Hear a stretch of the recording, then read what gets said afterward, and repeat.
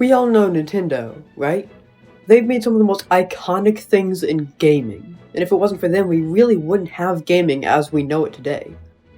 And Nintendo is well aware of this, as they constantly celebrate their history of games. Since the Wii, there have been at least some ways of playing Nintendo's library, making sure that their history does not become lost.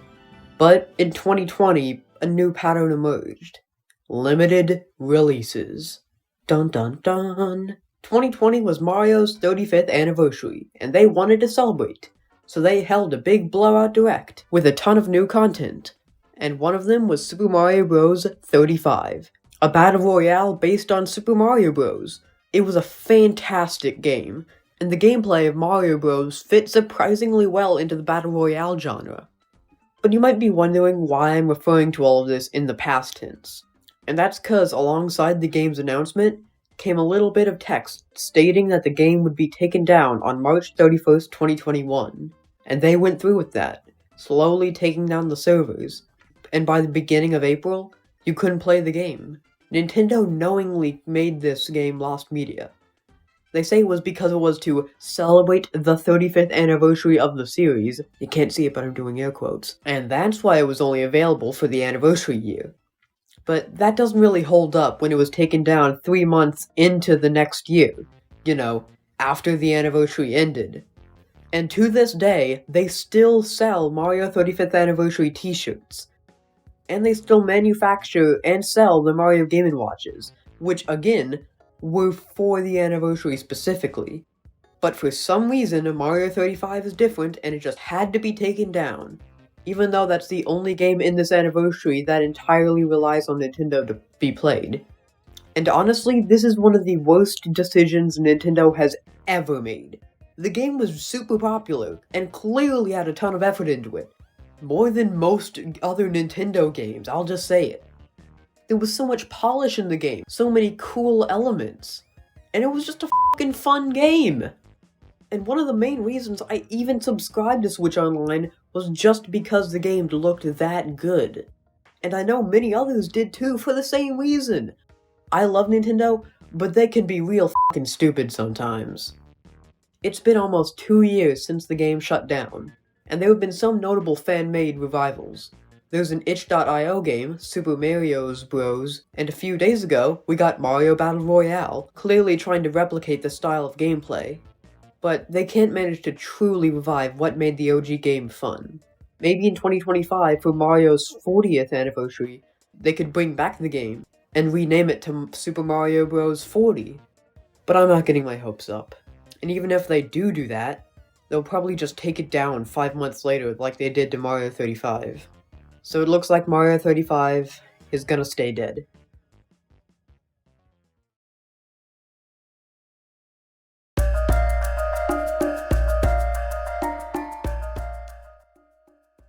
The year is 2015, and Nintendo is very much struggling. The Wii U is at Virtual Boy levels of failure, the 3DS sold fairly well, but nowhere near the amounts of their past handhelds. And the investors are very angry. They have just one suggestion for Nintendo. Make mobile games. And Nintendo just said no, that they're a family company that doesn't want to scam their customers with scummy microtransactions and greedy marketing tactics. Very respectable, honestly. But then 2017 rolls around, and Nintendo realizes that they really fucking love money, and they made mobile games. They started with Super Mario Run, which surprisingly didn't have a lot of microtransactions. You could play a good amount of the game without spending a cent, and then it would prompt you to spend $10 to play the rest of the game. But the thing is, mobile gamers don't really like spending money, and the game kind of flopped, which is surprising for what many consider a mainline Mario game. And that made Nintendo change for the worst, and now their mobile games are riddled with microtransactions. Mario Kart Tour being the worst, with super greedy loot boxes, where you have to spend hundreds and hundreds of dollars, and you might not even get the character you want.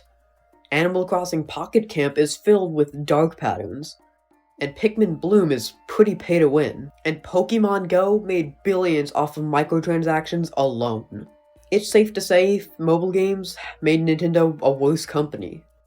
But in between the greedy loot boxes and in-game currencies, there was one game that was released during this time that not only had 0 microtransactions, but was a genuinely fantastic game.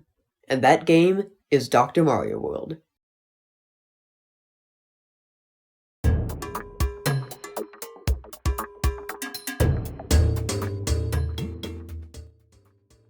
When Nintendo got into mobile, they started taking their biggest franchises and turning them into mobile games. They started with Mario, Mario Kart, then Pokemon, Fire Emblem, the Mii's for some reason, Animal Crossing, and the next step on the chopping block was Dr. Mario. And since Dr. Mario is a fairly simple puzzle game, it was one of the best conversions to mobile. But they didn't just take Dr. Mario on the NES, crop it, and just plop it on the App Store. No. They created a fully original game made specifically for mobile with Dr. Mario as a basis. In Dr. Mario World, they flipped the board upside down, and you can drag the pills all around the board, and you can even split pills in half, and the game has a shocking amount of meat on its bones. While other games would only have a few levels, instead, Dr. Mario World has a full story mode with tens of thousands of levels, each handcrafted, with hundreds of playable characters, each with their own unique characteristics that can help in the gameplay. And they constantly keep innovating in the game with a ton of cool gimmicks, like the ability to freeze pills, or you have to get keys to unlock viruses, and so many more. But the very best thing in this game is Dr. Baby Luigi. I mean, come on, it's Dr. Baby Luigi. How could you not love this game? This game might just be the best Dr. Mario game ever, and dare I say, it rivals Luminous and Tetris as the best puzzle game ever made. It was that good. But you see, this game had a big problem. Not with the gameplay is great, but with how Nintendo monetized it. Nintendo mobile games, and mobile games in general, are completely free, and how they make money is from tiny purchases made throughout the game, whether that be for in-game cosmetics, or just watching ads for extra lives. But Dr. Mario World didn't really have those. Yeah, it had an in-game currency, but it was entirely optional. You could play and beat every level in the game without spending a cent, no matter how many times you died. The currency are really only for reviving yourself when you die, which, like I said, you could just retry the stage. Sure, that would mean that you would have to start it all over, but the levels are very simple and you wouldn't really need to retry them. There are also other characters and you can buy them with the in-game currency, but they are all entirely optional, because like I said, you could beat the entire game with just Dr. Mario, the character you start with. It's honestly one of the most pro-consumer mobile games I've ever seen, but being pro-consumer doesn't really translate into profit, and the game barely made any money. The game was making so little money that Nintendo could barely even afford to keep running the servers for the game. So it's no surprise that the game was a failure to Nintendo. But just because I expected that it would fail, it doesn't mean it didn't hurt when they announced the closure of the game. In mid-2021, they made the announcement that they would be shutting down the servers, which, because the game is always online, would render the game unplayable. And that would happen on October 31st. And this was so sad to me at the time, and it just still is pretty sad. It was one of my favorite games of all time, and it's still in my top 10. But that didn't matter to Nintendo. All they cared about was how much cash the game was raking in, and it wasn't succeeding at that. So it was shut down at the end of October. And I remember clear as day that the day before the game was closing, I spent the entirety of it playing the game non-stop, and when I woke up the next morning, I hoped that just maybe the game wasn't shut down just yet. So I opened the phone, clicked the app, and was met with a notification. The servers had been shut down. This was a fantastic game, and it clearly had so much love and care put into it, but Nintendo just shut it down without a second thought. And the worst part is, the game didn't need to die. The main reason it was shut down in the first place was because the costs of running the servers were just too high. But Dr. Mario World is a single-player game, there's no online elements. But for some reason, the game always had to be online and connected to the servers to even play it. Why? If Nintendo really cared about the game, they would just make an offline version, and they could just give it a $5 price tag. Because clearly the microtransactions weren't working, so just charge people money to play it. So if someone really wanted to play the game, they could just buy the game and just get a ROM of the single players, and they could just play it offline. It doesn't need to be online. They could have still shut down the servers if they wanted to, and they could have just prompted people to pay $5 to play the game offline. But that didn't happen. The game has been unplayable since. And the game has been more or less forgotten. So Dr. Mario World joined Mario 35 as Nintendo lost media.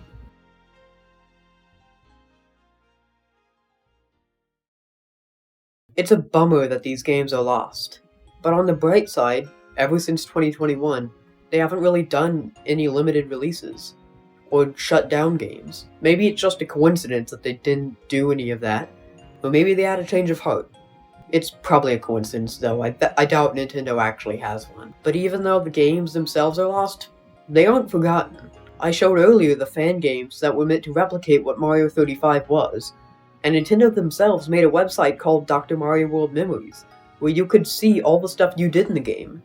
And a different mobile game with a similar backstory to Dr. Mario World, Sonic Runners, was recently revived by a fan with a fan-made server, so maybe that could happen to Dr. Mario World.